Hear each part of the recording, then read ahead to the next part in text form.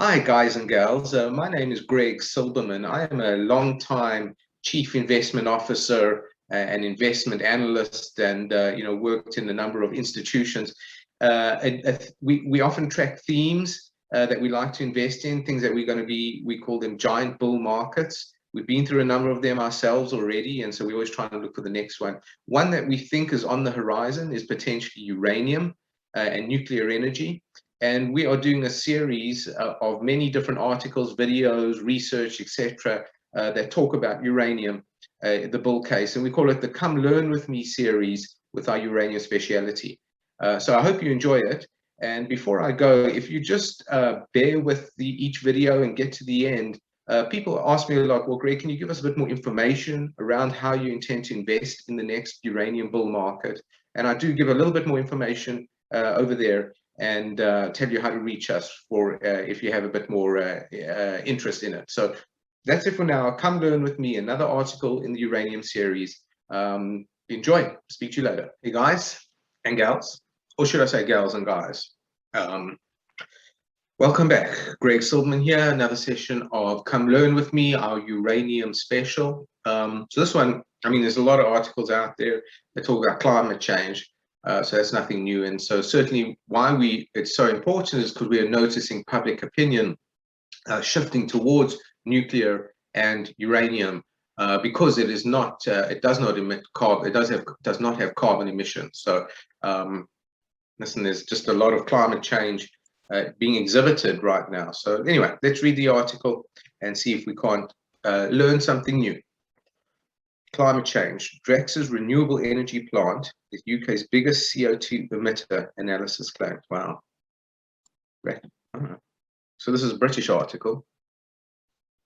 Drax received more than 800 million subsidies last year for burning woody biomass at its Selby plant, but the UK's classing of biomass as renewable is contentious.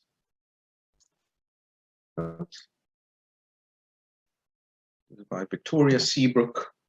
Fairly recent. A day old. Oh, maybe that's just, yeah, that's a day old. Climate report. All right, all the smokestacks. Look at the smokestacks behind me. If coal and biomass emissions are combined, Drax's Selby plant is the third biggest CO2 emitter of all EU power stations, according to research. Wow. A government-subsidized renewable energy plant run by Drax is the biggest single source of carbon dioxide in the UK. Wow, according to news analysis shared exclusively with Sky News. Drax's Yorkshire power plant receives multi-million pound subsidies for burning woody biomass pellets to generate renewable electricity. New research by climate think tank Ember said the plant is among the biggest source of carbon dioxide and PM10, particulate matter of 10 micrometers and smaller, air pollution of all EU power stations when biomass emissions are included, even more than some of Europe's dirtiest coal plants. Wow, yet the emissions are not counted towards the UK's total. Biomass is considered in hard coal. Interesting, huh? So the classification of biomass as renewable doesn't include it in the kind of carbon count, I guess. Drax is one of the highest emissions of CO2 of EU power plants. NBE, when taking into account full life cycle emissions, the EU ETS considers biomass carbon neutral at the point of combustion. I see. Okay. UK excludes these biomass emissions from its total count because, like the EU, it treats bioenergy as immediately carbon neutral on the assumption that forest regrowth soaks up the carbon again. But recent science disputes this carbon neutrality, said Ember's Chief Operating Officer Phil MacDonald. In fact, there is a real risk that biomass is responsible for significant emissions, he said. Duncan Brack, a policy analyst who has authored a report questioning biomass policy, said electricity bill payers were in effect paying to increase carbon emissions to the atmosphere.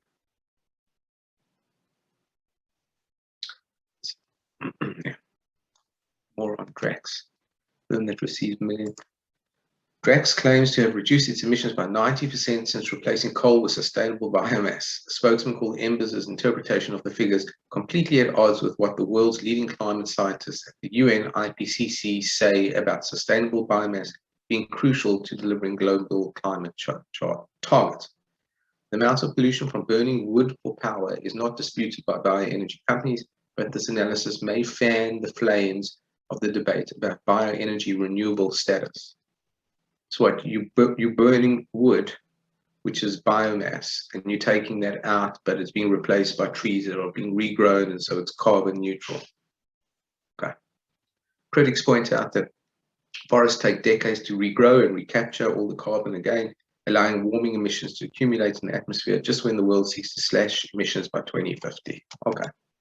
In January, the European Academy's Sciences Advisory Council, ESAC, claimed that biomass technology is not effective in mitigating climate change. And in February, more than 500 scientists asked the EU to revoke biomass's carbon neutral status.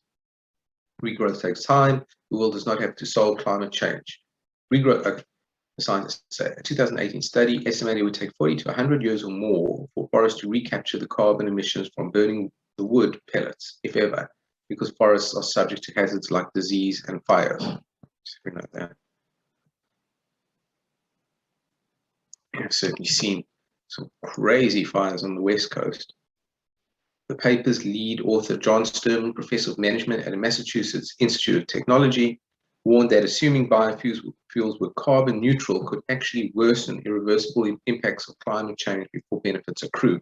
His paper concluded that wood emits more CO2 per unit of electricity generated than coal because it's less efficient. Real-time power mix.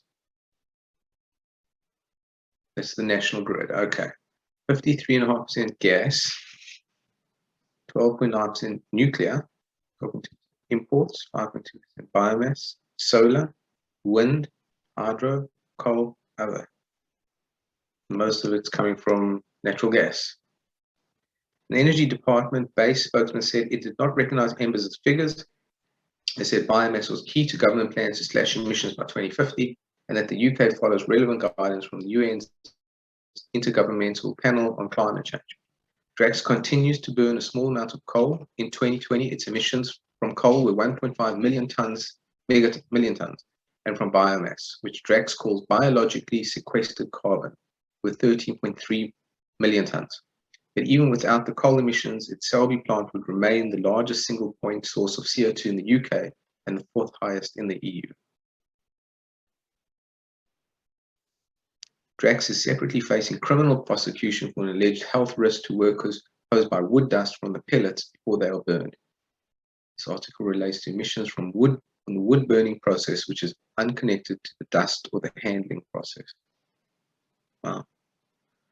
All right. Alleged risk from the dust from the wood pellets. Okay, interesting.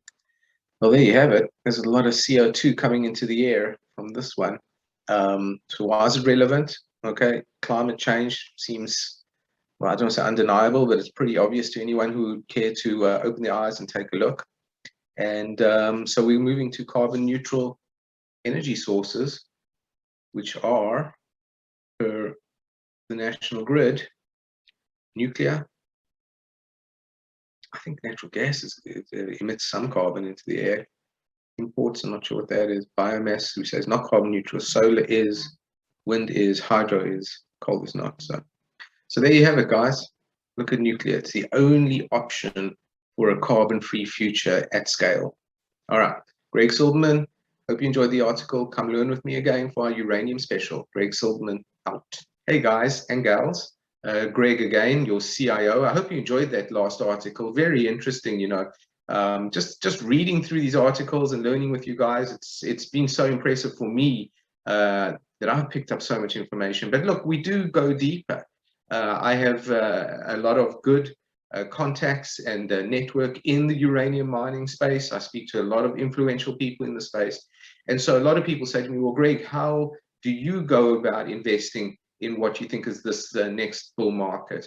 And that's what our section, our link is coming up right now. You can follow that link if you'd like to get more information on how we're investing, how we're thinking about this market. Follow that link. You will have to register at that link.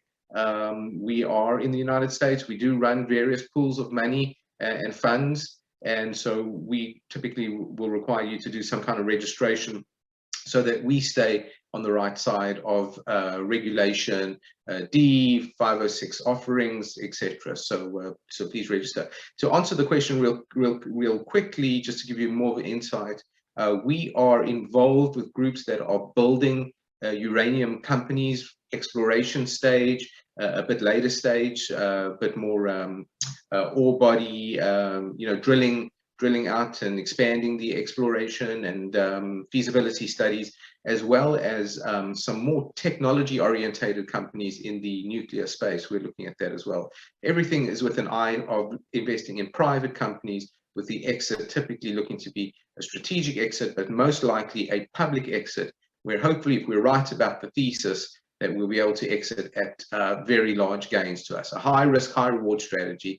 Come on over, check the link, and I hope I get to meet you personally. Thanks all. Take care. Thanks for joining us. Another session of Come Learn with Me, our uranium section. Bye-bye.